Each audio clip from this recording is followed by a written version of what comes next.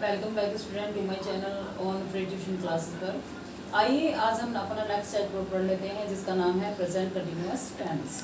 अब से पहले मैंने आपको कर दिया है या सिखा दिया है क्या प्रेजेंट का इंडेफिनिट टेंस, पास्ट का इंडेफिनिट टेंस और फ्यूचर का इंडेफिनिट टेंस। और आज हम क्या सीख रहे हैं वर्तमान अपूर्ण वर्तमान काल, जिसको हम बोलते हैं इंग्लिश में प्रेजेंट कंटिन्यूअस टेंस। ठीक है।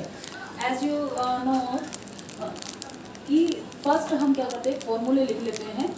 तो जैसे आप सभी को पता है कि सबसे पहले हम क्या करते हैं फॉर्मूले लिख लेते हैं। तो हम पहले इसी के फॉर्मूले लिख लेंगे और सबसे पहले इसकी पहचान करते हैं कि हम इन वाक्यों की पहचान किस प्रकार से करेंगे। तो लिखेंगे कि इन वाक्यों के अंत में इन वाक्यों के अंत में रहा है,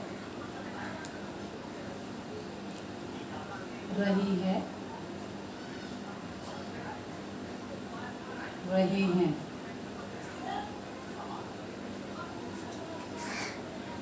आदि शब्द लगे होते हैं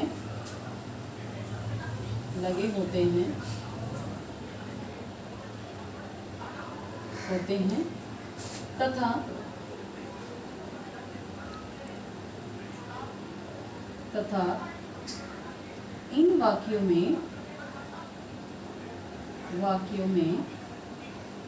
कार्य वर्तमान काल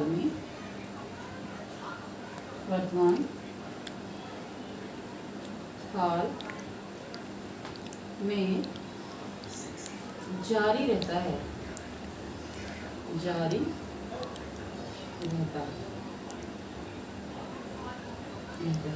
यानी आप इस प्रकार से बोल सकते हैं कि इन वाक्यों में जो कार्य होता है वो चलता रहता है, वो खत्म नहीं हुआ होता है, वो अभी कंटिन्यूअस चलता रहता है, कंटिन्यूअसली चलता रहता है। ठीक है।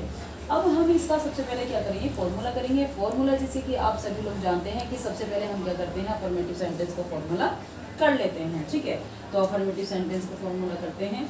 और अफर्मेटिव सेंटेंस का फॉर्मूला करने से पहले स्टूडेंट मैं आपको एक चीज़ और समझाना चाहती हूँ कि जैसे कहीं पर भी आपको शब्द लगा हो रहा है, रहा, रही और रहे शब्द लग रहे हों, तो इसके लिए हमेशा आप ध्यान रखिए कि वर्ब की फर्स्ट फॉर्म के साथ में आईएनजी आप प्लस करेंगे। बस डिफरेंट क्या होता है कि अगर प्रेजेंट का है तो इसके रहा, रही, रहे के बाद में क्या आ जाता है आ जाता है, हैं आ जाता है, या हो आ जाता है, या हूँ आ जाता है। और उसके अलावा अगर पास्ट का होता है, अगर पास्ट का होता है तो पास्ट के बाद में रहा, रही, रहे के बाद में था या थी आ जाता है। और उसके बाद अगर आप फ्यूचर की बात करते हैं तो फ्यूचर में क्या पहचान होती है कि रहा, रही, रहे के बाद में होगा, होगी, होंगे आ जाता है, या गागी गे आदि शब्द लगे होते हैं। ठीक है। इस प्रकार से हम क्या कर लेते हैं इनकी पहचान कर लेते हैं। बाकी रहे, रही, रहे, होंगे या रहे आदि शब्द सभी में लगे होते हैं। ठीक है। तो अभी इसका फॉर्मूला देखते हैं। सबसे पहले हम किसका अफर्मेटिव सेंटेंस का अफर्मेटिव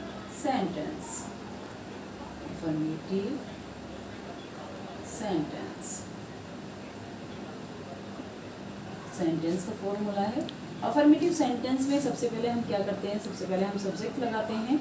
सब्जेक्ट के बाद में हम लोग क्या करेंगे कि इजारम लगाएंगे। इजारम इस वाले जो आपका प्रेजेंट का कंटिन्यूअस टेंस होता है तो इसमें हेल्पिंग वर्ब जो लगती है, जिससे अभी हमने प्रेजेंट के इंडेफिनिट टेंस में क्या वर्ब की वो लगाई है, हेल्पिंग वर्ब क्या लगाई है, डू या डज लगाया था। और पास्ट के इंडेफिनिट में क्या लगाया था हमने डिड लगाया था। और फ्यूचर के इंडेफिनिट में हमने क्या लगाया था विल या सेल लगाया था। और अभी हम क्या कर रहे हैं प्रेजेंट कंटिन्यूअस कर रहे हैं तो इसमें हम वर्ब क्या लगाते हैं इज, आर, एम। ये सब्जेक्ट के अनुसार होती है। जब मैं आपको एग्जाम्पल कराऊंगी तो सारी चीजें एक्सप्लेन करेंगे। अभी पहले हम केवल फॉर्मूला देखते हैं। तो यहाँ पे हम लिख लेते हैं helping verb, subject plus helping verb plus क्या हो जाएगा सब्जेक्ट प्लस हेल्पिंग वर्ब हो जाएगा, प्लस हो जाएगी आपकी वर्ब की फर्स्ट फॉर्म जो मेन वर्ब होती है, मेन वर्ब की फर्स्ट फॉर्म हो जाएगी। फर्स्ट फॉर्म के साथ में आप आईएनजी लगा देंगे और आईएनजी के बाद में जस्ट आप लगा देंगे इसका ऑब्जेक्ट। ठीक है। ऑब्जेक्ट के बाद आप रखेंगे यदि कोई अदर वर्ड जुड़ा हुआ है। अदर वर्ड जो होता क्या है, अदर वर्ड क्या होता है, जैसे कल, परसों, नरसों, आज, दोपहर, सुबह, शाम, ठीक है, इस टाइप के जो वर्ड होते हैं उनको बोलते हैं अदर वर्ड, ठीक है। अब इसके बाद अफर्मेटिव सेंटेंस के बाद में हम क्या कर लेते हैं, नेगेटिव सेंटेंस का फॉर्मूला कर लेते हैं। नेगेटिव सेंटेंस का जो फॉर्मूला होता है, नेगेटिव में हो जाता है आपका सबसे पहले सब्जेक्ट आ जाता है, सब्जेक्ट के बाद में इज आर एम जो होते हैं वो आ जाते हैं, यानी हेल्पिंग वर्ब आती है। हेल्पिंग वर्ब के बाद में क्या आता है, नोट आ जाता है। नोट हेल्पिंग वर्ब के बाद में आ जाता है आपका नोट, और नोट के बाद आ जाती है वर्ब की फर्स्ट फॉर्म और प्लस हो जाती है आईएनजी, प्लस हो जाती है आईएनजी, और आईएनजी के बाद में क्या लग जाता है आपका ऑब्जेक्ट लग जाता है। ये बन जाता है आपका फॉर्मूला किसका, नेगेटिव सेंटेंस के लिए, ठीक है, नेगेटिव सेंटेंस के लिए। अब इसी के साथ हम क्या करेंगे, इंटरोगेटिव सेंटेंस का फॉर्मूला कर लेते हैं। नेक्स्ट है आपका अफर्मेटिव हो गया है, नेगेटिव हो गया। नेगेटिव के बाद में हम क्या करेंगे, फॉर्मूला लिखते हैं आपका इंटरोगेटिव सेंटेंस के लिए। इंटरोगेटिव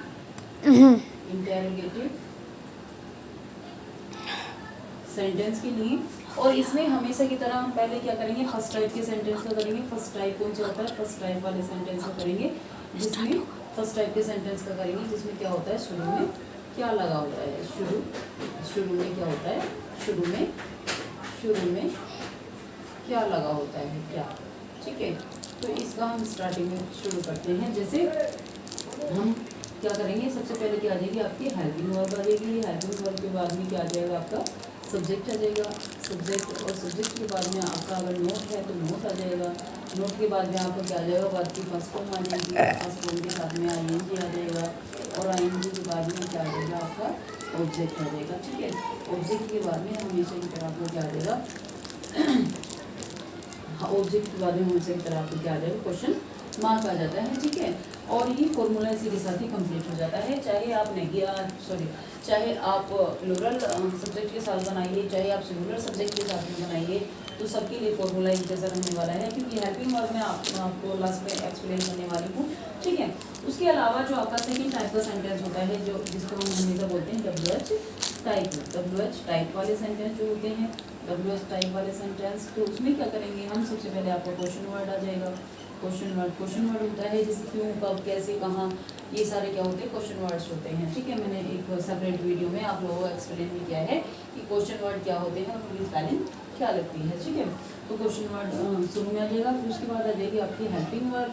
हेल्पिंग वर्ब के बाद में आ जाएगा आपका सब्जेक्ट, और सब्जेक्ट के बाद में आपका आएगा नोट, और नोट के बाद में आपका आ जाएगा वर्ब की फर्स्ट फॉर्म, और फर्स्ट फॉर्म के प्लस ही आ जाएगी आपका आईएनजी, और आईएनजी के बाद में आपका आ जाएगा ऑब्जेक्ट, और ऑब्जेक्ट के जस्ट बाद में आ जाएगा आपका क्या, क्वेश्चन मार्क। क्योंकि मैंने स्टार्टिंग से ही आपको स्टूडेंट ये बताया हुआ है, मैं बार बार यही चीज़ कहती हूँ कि अगर आप क्वेश्चन वर्ड के सेंटेंस या कोई भी इंटरोगेटिव सेंटेंस को बना रहे हैं तो उसमें हमेशा ध्यान रखें कि आप लोग अगर क्वेश्चन मार्क नहीं लगाते हैं, जिससे हम फुल स्टॉप जरूरी होता है, बिल्कुल वैसे ही क्वेश्चन मार्क प्रश्नवाचक चिन्ह हमारे लिए बहुत ज़रूरी होता है, तो उसको आप लास्ट में ज़रूर लगाएं।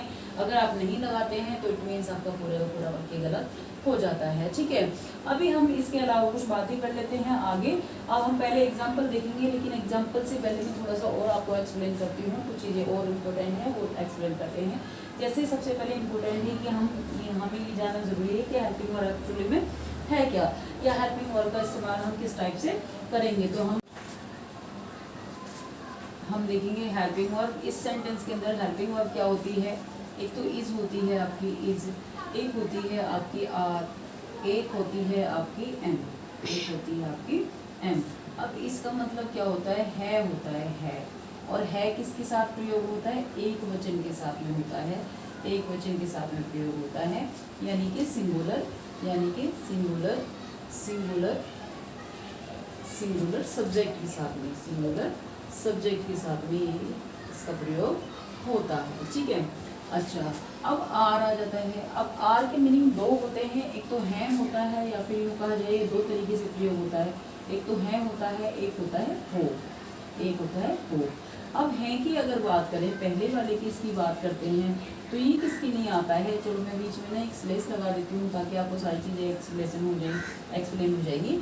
अब है तो है के लिए क्या होता है, जैसे बहुत सारे लोग होते हैं, जैसे प्लूरल होता है या बहुवचन होता है, हिंदी में अगर बोला जाए तो जो बहुवचन होते हैं, जो बहुवचन के सब्जेक्ट होते हैं, बहुवचन के सब्जेक्ट होते हैं, यानी कि प्लूरल के सब्जेक्ट, प्लूरल सब्जेक्ट जो होता है तो उसके लिए किसका प्रयोग किया जाता है, इसका प्रयोग किया जाता है हैं का, और हैं की मीनिंग क्या हो जाती है, आर हो जाती है। आर आपने जैसे मैंने स्टार्टिंग में ही दे रखा है, ठीक है। अब इसके बाद जो हो शब्द होता है, हो, ये जो हो शब्द है ये केवल किसके साथ आता है, हो शब्द जो होता है वो ये आता है केवल आप या तुम के साथ में, आप या तुम के साथ में हमेशा। जैसे आप एक डॉक्टर हो, आप नर्स हो, मैं आप डॉक्टर नहीं हो, कुछ भी हो सकता है। तुम मेरे दोस्त नहीं हो, तुम मेरे दुश्मन नहीं हो, कुछ भी हो सकता है। या तो तुम के साथ ही आएगा या फिर इसके साथ ही आता है, और इसके पहले में क्या होती है, आर होती है, ठीक है। अब इसकी बात करेंगे एम की। एम जो होता है इसका मतलब होता है हूँ, एम जो होता है इसका मतलब होता है हूँ, और हूँ हमेशा किसके साथ होता है, ये हमेशा ही जो प्रयोग किया जाता है हमेशा मैं यानी कि अपने आप, यानी कि अपने आप के लिए प्रयोग, अपने आप के लिए प्रयोग किया जाता है, ठीक है। के लिए प्रयोग किया जाता है, के लिए प्रयोग किया जाता है, ठीक है। अच्छा, अब यही हमारे इस वाले सेंटेंस के अंदर, यानी कि प्रेजेंट जो कंटिन्यूअस टेंस मैं आपको एक्सप्लेन कर रही हूँ, इस सेंटेंस के अंदर हेल्पिंग वर्ब जो है वो यही है। लेकिन हम क्या करेंगे, इसको सब्जेक्ट के अनुसार लगाना है। अगर सब्जेक्ट हमारा सिंगुलर नाउन होगा, अगर सब्जेक्ट हमारा सिंगुलर सब्जेक्ट होगा तो उसमें हम किसका प्रयोग करेंगे, इसका प्रयोग करेंगे। अगर हमारा सब्जेक्ट जो बहुवचन में होगा या प्लूरल में होगा तो हम किसका प्रयोग करेंगे, आर का प्रयोग करेंगे। या फिर अगर हमारा सब्जेक्ट आप या तुम होगा तो हम किसका प्रयोग करेंगे, तब भी आर का प्रयोग करेंगे। लेकिन अगर हमारा सब्जेक्ट मैं होगा, अपने बारे में कुछ बात कहेगा तो फिर हम किसका प्रयोग करेंगे, एम का प्रयोग करते हैं, ठीक है। अब हम क्या करते हैं, इसके एग्जाम्पल देख लेते हैं कि हम इसके एग्जाम्पल किस टाइप से करने वाले हैं। तो आप ध्यान दीजिए, मैं आपको बताती हूँ। पहले मैं कुछ एग्जाम्पल ले लेती हूँ, फिर उसके बाद हम उसको एक्सप्लेन करते हैं, ठीक है। अफर्मेटिव सेंटेंस में मैंने पहला एग्जाम्पल लिया है कि वह कंप्यूटर कोर्स कर रही है। अब आप यहाँ पे देख सकते हैं कि यहाँ सब्जेक्ट जो है आपका सिंगुलर नाउन है, तो आप कर रही है। चूंकि यहाँ से हमें पता चल रहा है कौन है, फेमिनाइन जेंडर है, तो आप क्या लगा देंगे, सी लगा देंगे, सी। फिर सी के साथ में इज का प्रयोग करेंगे, सी इज डूइंग कंप्यूटर कोर्स, ठीक है, ये हो गया। अब उसके बाद ठंडी ठंडी हवा चल रही है, ठंडी ठंडी हवा चल रही है, तो ठंडी ठंडी हवा हुआ आप क्या लगेंगे, the cool air,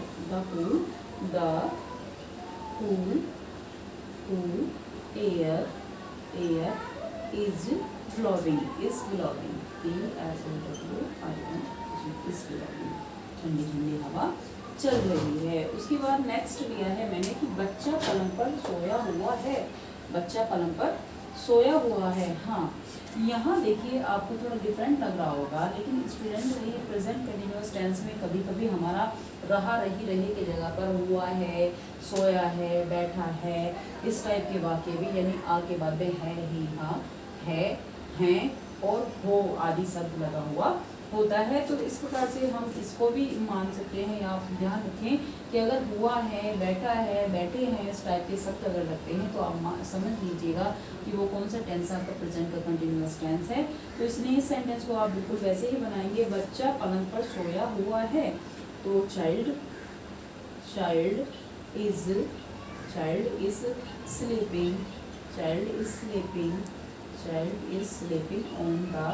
on the bed, child is sleeping on the bed, ये आपका सेंटेंस बन जाता है। उसके बाद पहले इधर का देखते हैं, क्योंकि नेगेटिव फॉर्मूले के अकॉर्डिंग देखते हैं। नेक्स्ट मैंने लिया है नेगेटिव में कि मैं अपने दोस्त की बड़ाई नहीं मार रहा हूँ। बहुत ज़्यादा तारीफ जो करते हैं उसको बड़ाई मारना बोलते हैं। तो क्या है कि मैं अपने दोस्त की बड़ाई नहीं मार रहा हूँ। तो हम इसको कैसे बना देंगे, यहाँ नोट का है यानी नेगेटिव सेंटेंस है, तो पहले मैंने बताया था ना आपको कि आई के साथ में एम का प्रयोग होता है। तो आप लिखेंगे I am note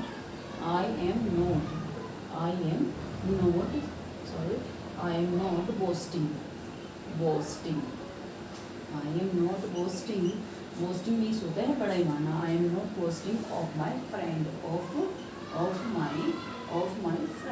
I am not boasting of my friend, ठीक है, मैं अपने दोस्त की बड़ाई नहीं मार रहा हूँ। उसके बाद है रोगी पलंग पर नहीं लेटा हुआ है। जैसे कि मैंने यहाँ हुआ है लिया है, वैसे ही एक सेंटेंस मैंने एग्जाम्पल के तौर पर आपको नेगेटिव में इस पार्ट से ले लिया है। तो आप करेंगे रोगी पलंग पर नहीं लेटा हुआ है, तो आप लिखेंगे patient, patient, patient is not लेटने को बोलते हैं lying, lying is not lying on the is not lying on the bed. रोगी पलंग पर नहीं लेटा हुआ है। ठीक है, ये सेंटेंस इस प्रकार से बन जाएगा आपका फॉर्मूले के अनुसार। उसके बाद आपका इंटरोगेटिव आता है, और इंटरोगेटिव में मैंने 2 एग्जाम्पल जो ले लिए हैं क्या वाले, और 2 ही एग्जाम्पल मैंने किसके लिए हैं, WH टाइप के ले लिए हैं। तो आप पहले इसको बनाएंगे। हम क्या वाले सेंटेंस को पहले बना लेते हैं कि क्या आपको बुखार आ रहा है, क्या आपको बुखार आ रहा है। तो आप क्या शब्द है, आपके साथ मैंने बताया था कि आर का प्रयोग करते हैं, तो आप लिखेंगे are you suffering, are you suffering, are you suffering, ये ई लिखा है मैंने, are you suffering, suffering from fever, are you suffering from fever, क्या आपको बुखार आ रहा है। और इसी के साथ में क्वेश्चन मार्क भी जरूरी होता है। ठीक है, अब उसके बाद एक सेंटेंस अगला मैंने इसका लिया है कि क्या चांद बादलों में नहीं चमक रहा है। यहाँ पे क्या दे, क्या भी लगाया हुआ है और मे भी लगाया हुआ है। जैसे मैं आपको हमेशा फॉर्मूले में लिखवाती हूँ, सब्जेक्ट के जस्ट बाद में क्या लगता है आपका नेगेटिव वर्ड लगता है, जैसे नोट या नो। ठीक है, तो आप लिखेंगे चांद क्या है, चांद अकेला ही है, तो आप लिखेंगे is the moon, is the moon not चमकने को बोलते हैं shining, not shining in clouds, in clouds,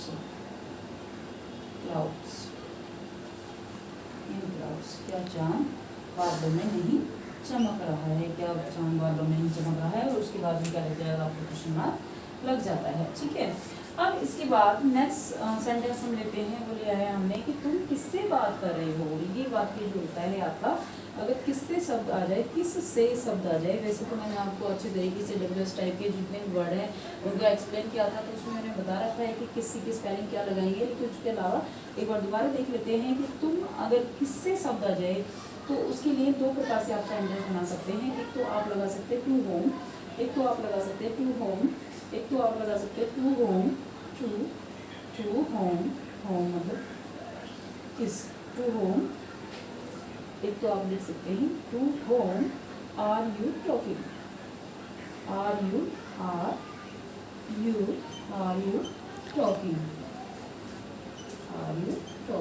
तो ये सेंटेंस हो जाता है आपका। एक तो ये वाला सेंटेंस हो जाता है तुम किससे बात कर रहे हो, वो to whom are you talking.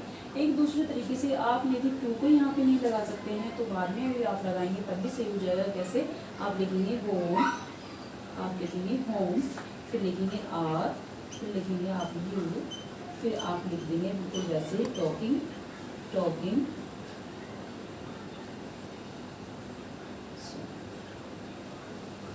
Space तो रखते हैं टॉकिंग, और यहाँ पे लगा देंगे टू। अगर आप इस टाइप से सेंटेंस बनाते हैं तब भी आपका सेंटेंस सही होगा, और यदि आप टू को स्टार्टिंग में लगाते हैं तब भी आपका सेंटेंस सही होगा। उसके बाद लास्ट वाला सेंटेंस मैंने रखा है कि इस कमरे में कौन सोया हुआ है, कौन को बोलते हैं इस कमरे में कौन सोया हुआ है। कौन जो होता है शब्द, उसका ज़्यादातर हम क्या करते हैं, उसको सिंगुलर नाउन मानते हैं। तो आप लिखेंगे who is sleeping,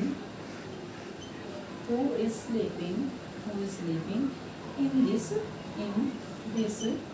this room, who is sleeping in this room।